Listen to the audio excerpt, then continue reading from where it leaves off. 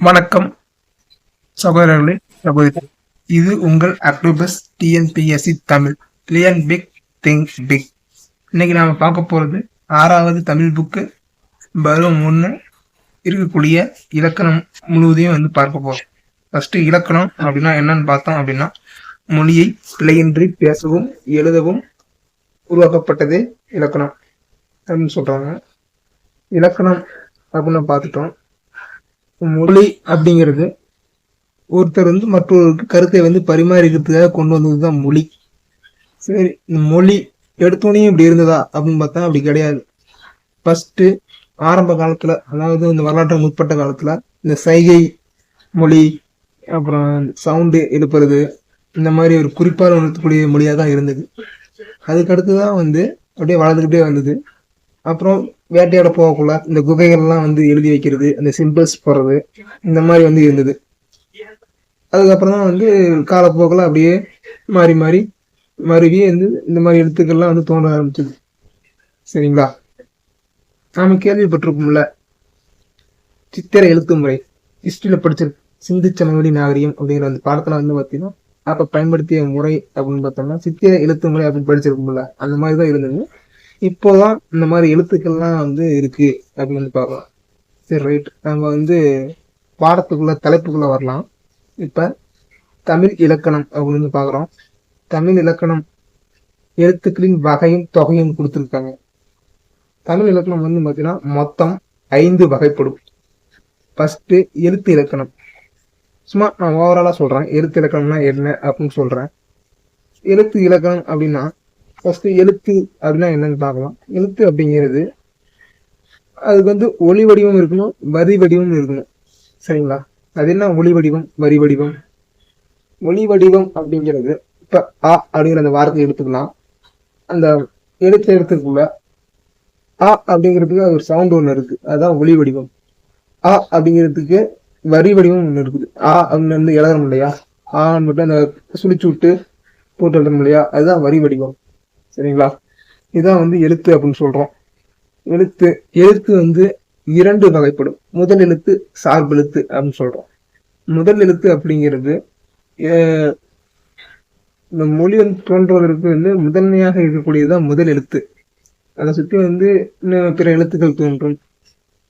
பார்க்கலாம், என்னன்னு பார்க்கலாம். முதல் எழுத்து அப்படிங்கிறது உயிரெழுத்து 12, மெய் எழுத்து 18, இரண்டையும் கூட்டினா 30 எழுத்துக்கள் வரும். இந்த 30 எழுத்துக்கள் தான் முதல் எழுத்துக்கள் அப்படின்னு சொல்றோம். சார்பெழுத்து. சார்பெழுத்து அப்படின்னு பார்த்தோம்னா 10 வகை. சார்பெழுத்து வரிசையா எடுத்துக்கிட்டோம் அப்படின்னா ஃபர்ஸ்ட் உயிர் மெய். தெரியும், உயிர் எழுத்தும் மெய் எழுத்தும் சேர்ந்து வந்துச்சுன்னா அதுதான் உயிர் மெய். அடுத்து 2வது ஆயுதம், அதாவது அக்கணா அப்படின்னு சொல்லுவாங்க.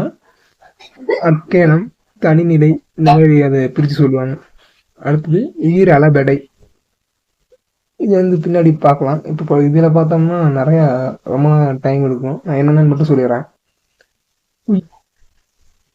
உயிரளபடை 4, ஒற்றளபடை 5, குற்றியல் உகரம் 6, குற்றியல் லிகரம் 7, ஐகார குறுக்கம் 8, ஔகார குறுக்கம் 9, மகர குறுக்கம் 10, ஆயுத குறுக்கம். இதுதான் இந்த சார்பெழுத்து. சரி, ஓகே, முடிஞ்சு. அடுத்தது சொல் இலக்கணம். சொல் அப்படின்னு பார்த்தோம்னா இலக்கண முறையில பெயர் சொல், வினை சொல், இடைச்சொல், உரிச்சொல் அப்படின்னு 4 வகைப்படும். அதே மாதிரி இலக்கிய அடிப்படையில 4 வகையான சொல்கள் இருக்குது. 1 இயற்சொல், 2 திரிசொல், 3 திசை சொல், 4 படசொல். இந்த மாதிரி 4 வகையா இருக்குது. இதை பத்தி பின்னாடி படிக்கலாம். பொருள் இலக்கணம். அகப்பொருள் இலக்கணம், புறப்பொருள் இலக்கணம் அப்படின்னு 2 வகையா இருக்கு. அகப்பொருள் இலக்கணம் அப்படின்னா இந்த குறிஞ்சி திணை, முல்லை திணை, மருதத்திணை, நெய்தல், பாலை, இதை பத்தி படிக்கிறது எல்லாமே அகத்திணை. இது பாத்தீங்கன்னா அன்பின் 5 அப்படின்னு கூட சொல்லுவாங்க. அதுக்கப்புறம்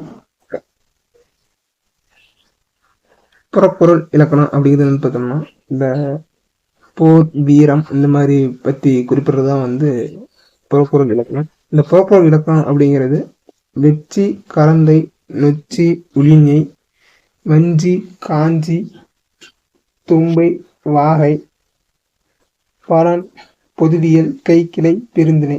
இப்படி வந்து 12 வகையா வந்து இருக்குது. இது ஃபர்ஸ்ட் இது பின்னாடி படிக்கலாம். இப்போதைக்கு இது மட்டும் பார்க்கலாம். சரிங்களா? சும்மா மேலோட்டமா மட்டும் பார்க்கலாம். அடுத்தது யாப்பு இலக்கணம். யாப்பு அப்படிங்கிறது பேர் வந்து பார்த்தீங்கன்னா கட்டுதல் அல்லது பிணைத்தல் அப்படின்னு வந்து பேர். யாப்பு என்பதற்கு கட்டுதல் அல்லது பிணைத்தல் அப்படின்னு பேரு. இந்த யாப்பு அப்படின்னு வந்து பார்த்தீங்கன்னா 6 இதாக இருக்கு. எழுத்து, ஆசை, சீர், தலை, அடி, தொடை அப்படின்னு வந்து பிரிக்கிறாங்க.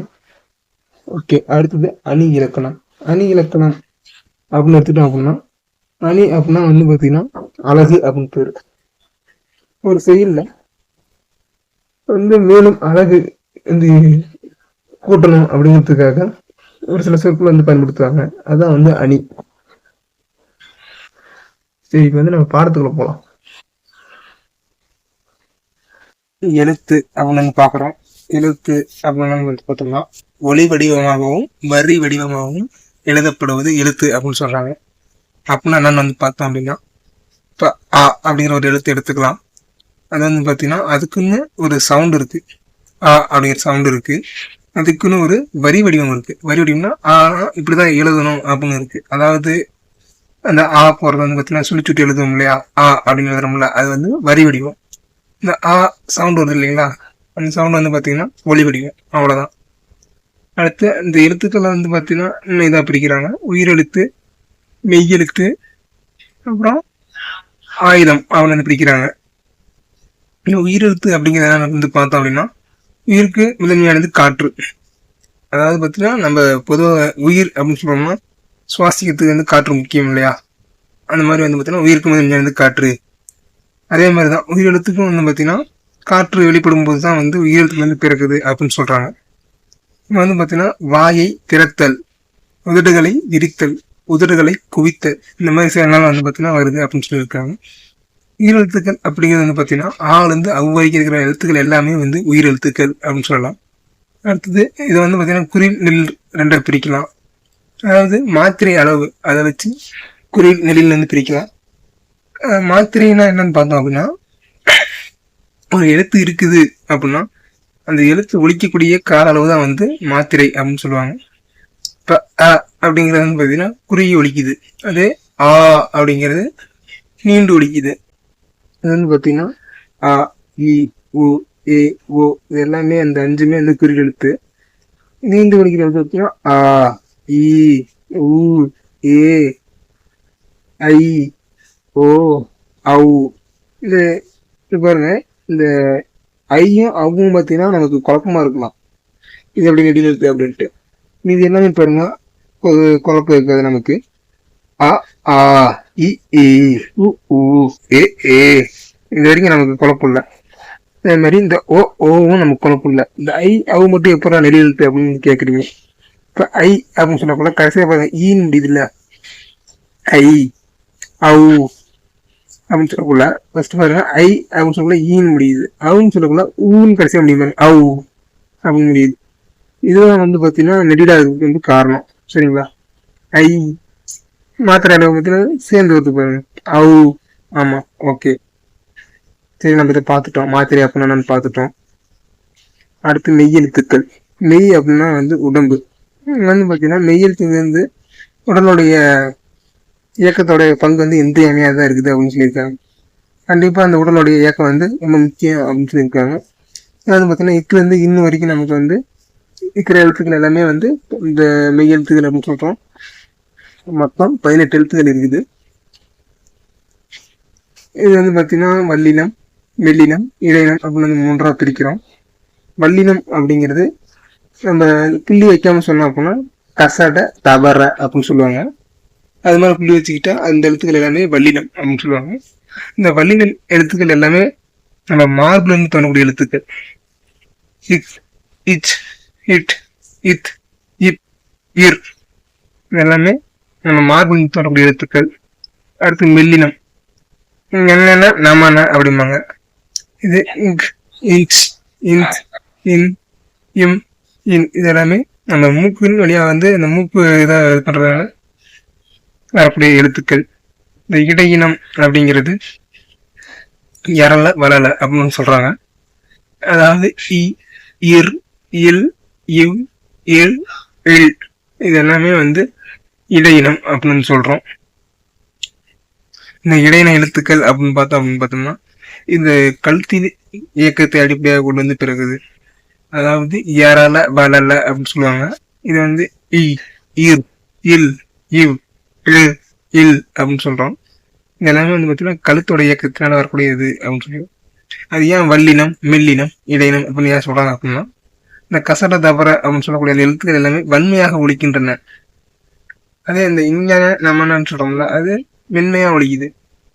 இந்த வன்மைக்கும் மென்மைக்கும் இடையில ஒரு இது இருக்கு இல்லையா, அதுதான் வந்து இடையினம். அதாவது அந்த எரல வளல இது. சரி, அடுத்து உயிர்மெய் எழுத்துக்கள்.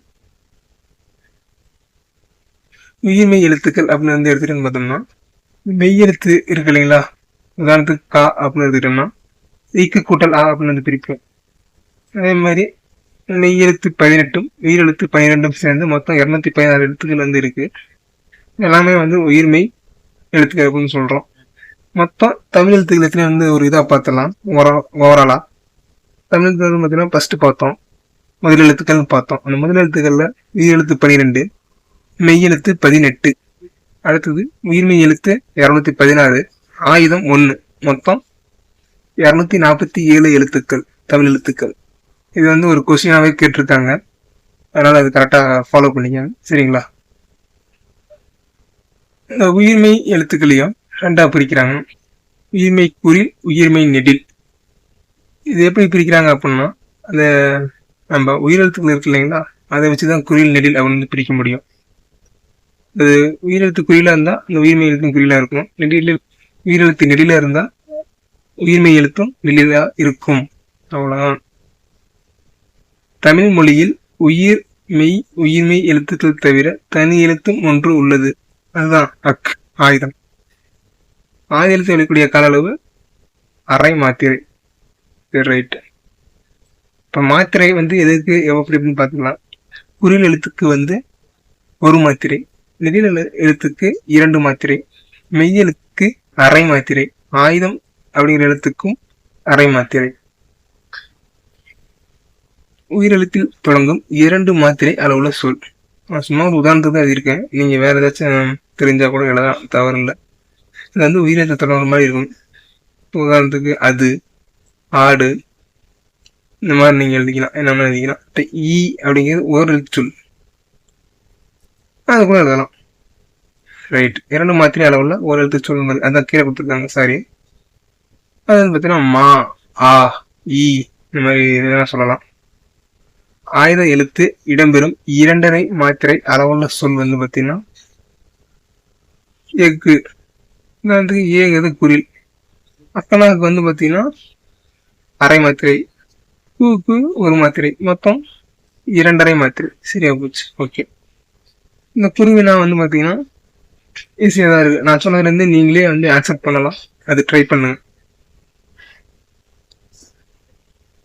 அடுத்தது இயல் 2ல வரக்கூடிய முதல் எழுத்தும் சார்பு எழுத்தும் அப்படிங்கிற அந்த பாடத்தை வந்து பார்க்கிறோம். முதல் எழுத்துக்கள்லாம் நான் ஃபர்ஸ்ட் சொல்லிட்டேன். மெய் எழுத்தும் 18ம் உயிரெழுத்து 12ம் சேர்ந்து 30 எழுத்துக்கள் தான் வந்து முதல் எழுத்துக்கள் அப்படின்னு சொல்லியிருக்கேன். அதே மாதிரி சார்பு எழுத்துக்கள் 10 வகைப்படும் சொல்லியாச்சு. முதல் எழுத்துக்களை சார்ந்து வரக்கூடிய எழுத்துக்கள் சார்பு எழுத்துக்கள் அப்படின்னு சொல்லியிருக்கு. உயிர்மெய், அதாவது உயிரும் மெய்யும் சேர்ந்து வர்றது. அடுத்து வந்து பார்த்தீங்கன்னா ஆயுதம் பார்த்தீங்கன்னா தனியா வந்து எங்க ஆயுத எழுத்து தனியா வந்து இது பொருள் தராது, அது ஏதாச்சும் ஒரு இது கூட சேர்ந்துதான் வரும், முதலெழுத்தை சார்ந்துதான் வரும். அதனாலதான் அந்த ஆயுதம் வந்து பார்த்தீங்கன்னா சார்பு எழுத்துல வச்சிருக்காங்க. அடுத்து உயிராளப்படை, மக்களப்படை, குற்றியலுகரம், குற்றியலுகரம், அதிகார குறுக்கம், அவகார குறுக்கம், மகா குறுக்கம், ஆயுத குறுக்கம், இது எல்லாத்தையும் நம்ம வந்து பின் வகுப்புல வந்து பார்க்கலாம். இப்ப வந்து இங்க உயிர் மெய் மட்டும் பத்தி பார்க்கிறோம். உயிர்மெய் அப்படிங்கிறது பார்த்தீங்கன்னா மெய் எழுத்து உயிரெழுத்து ரெண்டும் ஒன்று சேர்ந்தாலும் வந்து உயிர்மெய் எழுத்து வந்து தோன்றுது. இப்போ உதாரணத்துக்கு உயிர்மெய் எழுத்துடைய ஒளி வடிவம் அப்படி இருக்குன்னு பார்த்தோம் அப்படின்னா மெய்யும் உயிரும் சேர்ந்ததா இருக்கும், ரெண்டும் சேர்ந்த மாதிரி இருக்கும். கா, அதாவது இக்கு கூட்டல் அ, கா அப்படிதான் பிரியும். எல்லா எழுத்துக்களும் அப்படிதான் பிரியும். இப்போ கு அப்படின்னா இக்கு கூட்டல் உ, கு அப்படி வந்து பிரியும். ஒளி வடிவம் அப்படிதான் இருக்கு. அதே வரி வடிவம் அப்படின்னு பார்த்தீங்கன்னா மேக்சிமம் அந்த இதை பொறுத்து தான் இருக்கும், மெய்யெழுத்தை பொறுத்து இருக்கும். அதே ஒளிக்கூடிய கால அளவு உயிரெழுத்தறியா ஒத்திருக்கும். நான் சொன்னல, உயிரெழுத்துகள் வந்து குறுகி ஒழிச்சா உயிர் மெய் எழுத்தும் குறுகி ஒழிக்கும், உயிர் எழுத்து நீண்டு ஒழித்துச்சுன்னா உயிர்மெய் எழுத்தும் நீண்டு ஒழிக்கும் அப்படின்னு வந்து பார்க்கும்.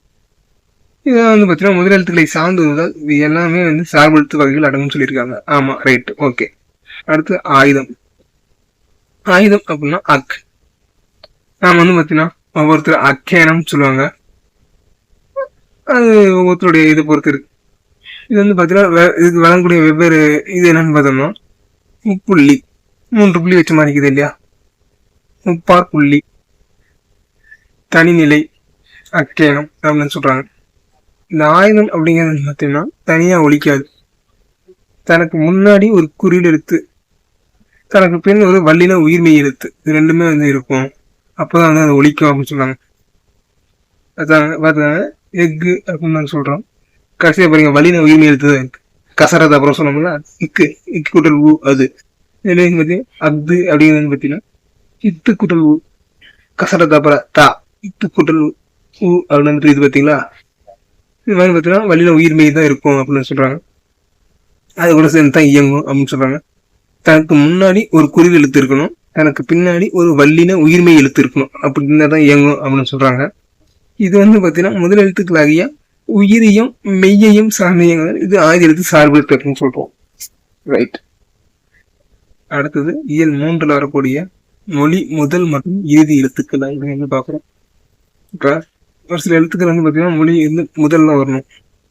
பாருங்க இங்க கொடுத்துருக்காங்க பாருங்க, நன்றி, நன்றி, நன்றி, இந்த 3 இதுல பாத்தீங்கன்னா இது ஃபர்ஸ்ட் வரணும் அப்படின்றது பாத்தீங்கன்னா நன்றி அப்படின்னு தான் வரணும். ஃபர்ஸ்ட் இருக்கிற அந்த நான் மார்க் பண்ணிருப்பாங்க இந்த கலர்ல, அதுதான் வரணும்.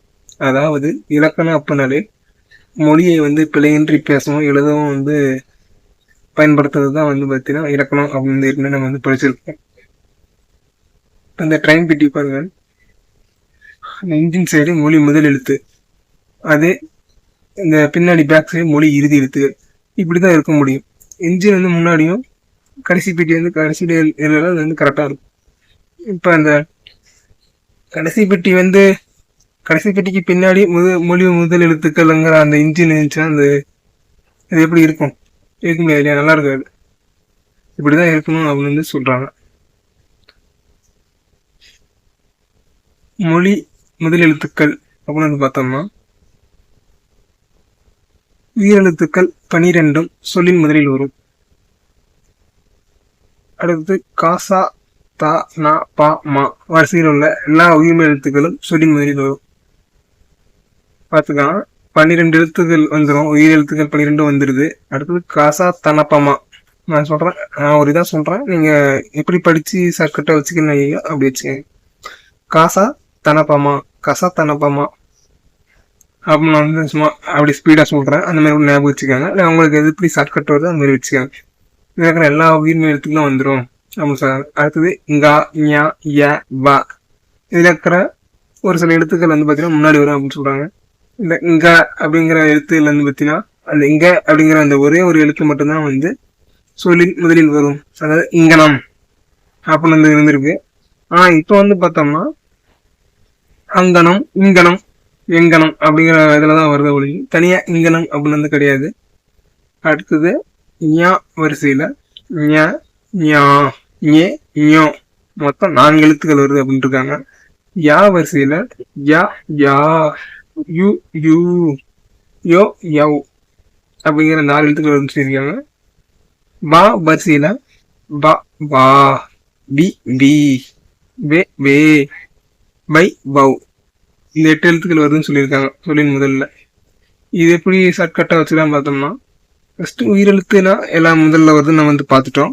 அடுத்தது காசா தன்னப்பமா முடிஞ்சா எல்லா எழுத்துக்கும் வருதுன்ட்டாங்க, சரி பிரச்சனை இல்லை. அடுத்தது இங்கா ஞா யா வா, இங்கா 1 பிரச்சனை இல்லை, ரைட். அடுத்து ஞான் ஞா அப்படின்னா ஞானா 4 அப்படின்னு ஞா 4 ஞா 4. யா அப்படின்னா யாருன்னு நினைச்சேன், யாருன்னா யா 6 யா 6, ஓகே. அடுத்தது வா வட்டு பார்த்தீங்கன்னா 8. சரிங்களா? ஷார்ட்கட்காக மட்டும்தான். எனக்கு பிடிச்சிருந்தா வச்சுக்காங்க, அப்படின்னா நீங்கள் எப்படி பிடிக்கும் படிச்சுக்காங்க. ஓகேவா? அடுத்தது இந்த காவரிசை எழுத்து பேர் கொடுத்துருக்காங்க. எல்லா எழுத்தும் சொன்னாங்க இல்லையா? எல்லா எழுத்துமே கொடுத்துருக்காங்க பாருங்க. கடல், காக்கை, கிழக்கு, கீற்று, குருவி, கூந்தல், கெண்டை, கேணி, கைகள், கொக்கு, கோலம், கௌதாரி, இந்த மாதிரி எல்லா எழுத்துக்களுக்கும் கொடுத்துருக்காங்க பாத்தீங்களா? ஓகே. அப்ப மொழிக்கு முதல் எழுத்துக்கள் வரதை வந்து பார்த்தோம். இப்ப அப்புறம் வராத எழுத்துக்கள் இருக்கணும் இல்லையா? அது என்னன்னு பார்க்கலாம். மெய் எழுத்துக்கள் 18 வராது, சொல்லுக்கு முதல்ல வந்து வராது அப்படின்னு இருக்காங்க. இப்ப இந்த காசா தானாப்பாமா பார்த்தோம் இல்லையா? அதை பார்த்தோம். இப்ப இந்த ஞா ஞா யா வா அதை பார்த்தோம். அதை தவிர மீதிக்கிற டா நா ரா லா லா லா ரா நா கிட்டத்தட்ட அது எப்படி எடுத்துக்காங்கன்னா அந்த மயங்கொலிகள் இருக்கும் பாருங்க. எல்லா மயங்கொலியும் அந்த கசத்தான பாம்பல வரக்கூடிய அந்த நாவை தவிர இந்த டா வந்து பார்த்தீங்கன்னா மயங்கொலியில் வராது. கிட்டத்தட்ட எல்லா மயங்கொலிகளும் சொல்லோட முதலில் வராது. மயங்கொலிகளாக இருக்கக்கூடிய இது அந்த ஒரு இது மட்டும் பார்த்துக்கோங்க. அடுத்து 1000 எழுத்து சொல்லின் முதலில் வராதுன்னு சொல்லியிருக்காங்க. வா இந்த மாதிரி எழுத்துக்கள் வரிசையில் மொழி முதலில் வருவதாக குறிப்பிட்ட எழுத்துக்கள் தவிர பிற எழுத்துக்கள் சொல்லி முதலில் வரா அப்படின்னு சொல்லியிருக்காங்க. ஓகேவா? அதாவது மேல என்ன சொல்லியிருக்காங்களோ அது காப்போசிட் அப்படியே இருக்குது. அங்க உயிரெழுத்து வரும்னு சொல்லியிருக்காங்க, இங்க மெய்யெழுத்து வராதுன்னு சொல்லியிருக்காங்க. அதே மாதிரி அங்க கா சா தா நா பா மா ஞா ஞா யா வா மொத்தம் 6-10 எழுத்துக்கள் இருக்கு. இங்க டா நா ரா லா லா லா கா நா இன்னொரு 8 எழுத்து. சரியா பச்சா 18 எழுத்துக்கள். அங்க மேல என்ன வரும்னு சொன்னாலும் அங்க கீழே வராது, அவ்வளவுதான் வித்தியாசம். அதே மாதிரி 1000 எழுத்து சொல்லுன்னு முறையில் வராது. ஞா ஞா யா வா சொன்னாங்க இல்லையா? பார்த்தோம் இல்லையா? ஞா யா வா இதை வந்து பார்த்தீங்கன்னா இந்த சில எழுத்துக்கள் மட்டும்தான் வரும் அப்படின்னு சொல்லி பார்த்தோம். இந்த எழுத்துக்கள் தவிர மீதிக்கிற எழுத்துக்கள் வந்து சொல்லோட முதல்ல வராது அப்படின்னு சொல்றாங்க. அவ்வளவுதான். சரி, இப்ப இந்த டமாரம் இந்த டாலாம் வராதுன்னு சொல்றீங்கல்ல, இந்த டா நா ரா லா லா ரா நாலாம் வரான்னு சொல்றீங்கல்ல, இந்த டமாரம், ரம்பம், லண்டன், பிரான்ஸ், டென்மார்க் இதெல்லாம் வருது தமிழ் எழுதுறோமே. அது தமிழ் எழுதுறோம், ஆனா அது தமிழ் மொழியான்னு பார்க்கணும் ஃபர்ஸ்ட். இது வந்து பார்த்தீங்கன்னா பிறமொழி சொல். அப்படியே தூக்கி நம்ம அப்படியே இங்கிலீஷ் எழுதுறோம், அப்படியே தமிழ் எழுதுறோம். சொல்லப்போனா தங்கிலீஷ் மாதிரி தான். மொழி இறுதி எழுத்துக்கள் பத்தி பார்க்கலாம். மொழி இறுதி எழுத்துக்கள் அப்படின்னு பார்த்தீங்கன்னா உயிர்மெய் எழுத்து வந்துச்சு அப்படின்னா இப்ப கடைசியா என்ன எழுத்து வரும்? உ அப்படின்னா இக்கு கூட்டல் உ. அந்த உயிர்மெய் எழுத்து கடைசியா இருக்கு உ, அதாவது உயிர் எழுத்து. இந்த மாதிரிதான் வரும் அப்படின்னு சொல்றாங்க. அதாவது உயிர்மெய் எழுத்தோட இறுதியில வரும் அப்படின்னு சொல்லியிருக்காங்க உயிரெழுத்து. அதே மாதிரி பார்த்தீங்கன்னா மெய் எழுத்துல என்னென்ன வரும்னு பார்த்தோம்னா மெல்லினத்துல இங் அந்த வார்த்தை இருக்கு இல்லையா, அது தவிர அப்புறம் இடையினத்துல எல்லாமே எல்லாமே வரும் அப்படின்னு சொல்லியிருக்காங்க. அப்புறம் நான் கட்டம் கட்டி கொடுத்துருக்கேன். மெல்லினம் இங்கு தவிர இடையினம் இறல வரல இது எல்லா எழுத்துக்களும் இறுதி எழுத்துலாம் வரும். அடுத்தது உயிர், அதாவது உயிரத்துக்கு வந்து கடைசியா வரும் அப்படின்னு சொல்லி. எப்படி வரும்? தனியா வராது, உயிர்மெய் எழுத்தோட சேர்ந்து வரும். சரி, ரைட். அடுத்து இப்போ மொழிக்கு இறுதி எழுத்துக்கள் சொன்னோம். அப்ப இறுதியாக எழுத்துக்கள் என்னென்னு பார்ப்போம். சொல்லியின் இறுதியில் உயிர் எழுத்துக்கள் தனித்து வருவதில்லை. ஆமா, ரைட்டு. இப்போ உயிர் எழுத்துக்கள் அப்படி தனித்து வருது அப்படின்னா அது அளபடை எழுத்துக்களா இருக்கும், அளபடையில வரும். உயிரெழுத்துக்கள் மெய்யெழுத்துடன் இணைந்து உயிர் மெய்யாக மட்டுமே சொல்லின் இறுதியில் வரும். அதான் ஃபர்ஸ்ட் பாயிண்டே அதுதான். 1000 எழுத்து சொல்லின் இறுதியில் வராது. ஏன்? ஃபர்ஸ்ட் படிக்கும் போது 1000 எழுத்து எப்படி படிச்சோம்? முதல் எழுத்து உயிர் எழுத்தா இருக்கும், கடைசி எழுத்து வல்லின குறி எழுத்தா இருக்கும். அதான் வல்லின குறி எழுத்து மட்டும்தான், மீதி எதுவும் இருக்காது அப்படின்னு மாதிரி சொன்னாங்க. மேல வந்து படிச்சோம் என்னன்னா மெல்லினத்துல இங்கு தவிர இடையின எழுத்துக்கள் எல்லாமே அப்படின்னா மொத்த எத்தனை எழுத்துக்கள் இருக்குது? 10 எழுத்துக்கள் இருக்குது. அப்ப இங்க எது இறுதியில வராது? அந்த இங்குன்னு சேர்ந்துக்க பிளஸ் வல்லினம், அவ்வளவுதான், முடிஞ்சு போச்சு. வேற எதுவும் இல்லை. உயிர்மெய் எழுத்துக்கள் இங்கா எழுத்து வரிசையின் சொல்லி இறுதியில் வராது. பார்த்தோம். இங்கா எழுத்து மொத்தம் உயிர் எழுத்துக்கள் வந்து பாத்தீங்கன்னா வருது அப்படின்னு பார்த்தோம். ஆனா இதுல வந்து இங்கா மட்டும் ஒரு இதா இருக்குன்னு சொல்லியிருக்காங்க. இந்த Karthik, Hong Kong, Sujith, market, Dileep, March இந்த மாதிரி பிறமொழி பேச்சுகளில் இவருக்கு இந்த எழுத்துக்கள் இடம்பெறுதுன்னு. அப்ப கார்த்திக்ங்கிறது தமிழ் இதே கிடையாது, சிக்கின் கடைசியா முடியக்கூடாது.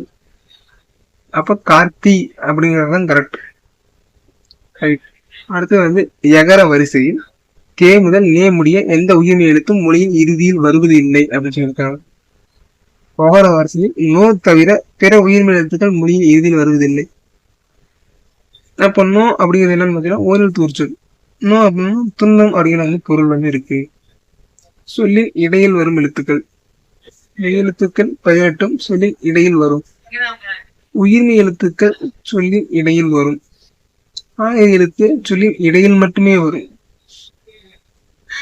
பலவழியில் மட்டுமே உயிரெழுத்துக்கள் சொல்லின் இடையில் வரும் சொல்லியிருக்காங்க. மற்றபடி வந்து சொல்லின் இடையில இருந்து உயிரெழுத்துக்கள் எதுவும் வராது. ஆமா, படிச்சிருப்பாங்க. இது வரைக்கும் ஏதாவது ஒரு வார்த்தை போட்டு பாருங்க. இப்ப ஓர் எழுத்துன்னு படிக்கிறோம். இந்த ஓர் எழுத்துல முதல் எழுத்தா மட்டும்தான் வந்து ஓ இருக்கு. இது எல்லாமே வந்து பாத்தீங்கன்னா உயிர்மெய் எழுத்தும் மெய் எழுத்து மட்டும்தான் இருக்குது. ஓ அப்படிங்கிற உயிரெழுத்து பாத்தீங்கன்னா முன்னாடி இருக்கு. பாத்தீங்களா, நான் சொல்றது எழுத்து தெரியுங்களா? இந்த இடம் இந்த ஓர் எழுத்துன்னு இருக்கு பாத்தீங்களா, இது ரைட்டு. ஓகே, அடுத்தது மெய் எழுத்துக்கள் 18 சொல்லின் இடையில் வரும் சொல்லியிருக்காங்க. ஓகே, ஈர்மெய் எழுத்துக்கள் சொல்லின் இடையில் வரும். ரைட்டு.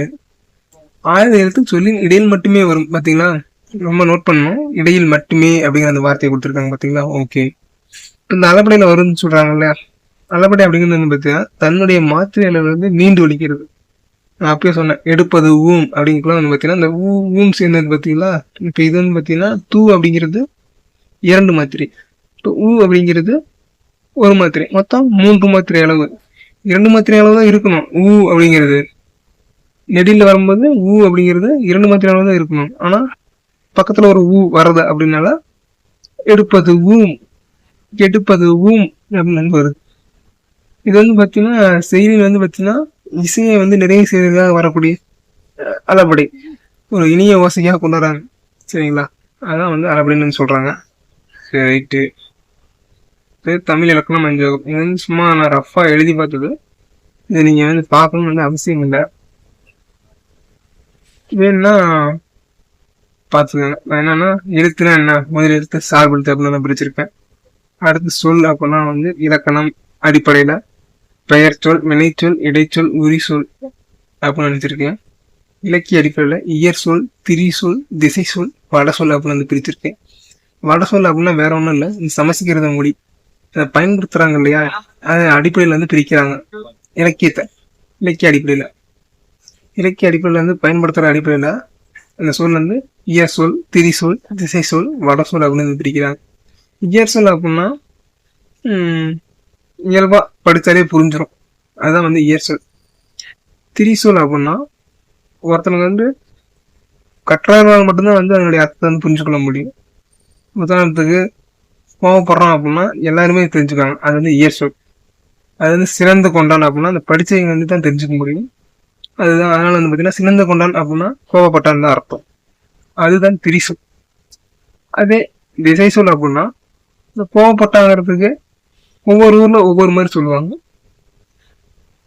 கோவப்பட்டான், கடுகடுன்னு இருக்கிறான், வந்து வெறிச்சு பாக்குறான் அப்படின்னு ஒவ்வொரு ஊர்லயும் ஒவ்வொரு மாதிரி சொல்லுவாங்க. அதுதான் வந்து பார்த்தீங்கன்னா திசை சொல். அதே வட சொல் அப்படின்னா சமஸ்கிருத மொழி, அது வந்துதான் வட சொல் அப்படின்னு சொல்றோம். அடுத்து பொருள். பொருள் இலக்கணத்தை வந்து பார்த்தீங்கன்னா அகப்பொருள் இலக்கணம், புறப்பொருள் இலக்கணம் அப்படி வந்து 2ஆ பிரிக்கிறது. அது பார்த்தோம். யாப்பு அப்படிங்கிறது செயலை வந்து இப்படிதான் இயற்றணும் அப்படிங்கிறதுக்கு ஒரு வரையறை இருக்கு. அது இப்படிதான் இயற்றணும், அதான் வந்து இயற்றுதல், பிணைத்தல், கட்டுதல் அப்படிங்கிற பொருள் வந்து இருக்குது. இது வந்து பார்த்தீங்கன்னா 6ஆ பிரிக்கிறாங்க. எழுத்து, அசை, சீர், தலை, அடி, தொடை அப்படின்னு பிரிக்கிறாங்க. அடுத்தது அணி. அணி பார்த்தோம், அது வந்து நிறைய இருக்கு, நம்ம படிக்கலாம். அது வந்து பார்த்தீங்கன்னா உயிர்மெய் எழுத்து 216 பார்த்தோம். பொருள்ல 5 × 18 90. எதில் 7 × 18 126. மொத்தம் 216. ஏன்னா 5 அப்படின்னா 5 குறில் எழுத்து, மெய் எழுத்து 18. இதில் அப்படின்னா 7 உயிர்நெறி, 18ங்கிறது மெய் எழுத்து. 2 சேர்ந்துச்சுன்னா 126. மொத்தம் 216. சரி, ஓகே. Thank you for all.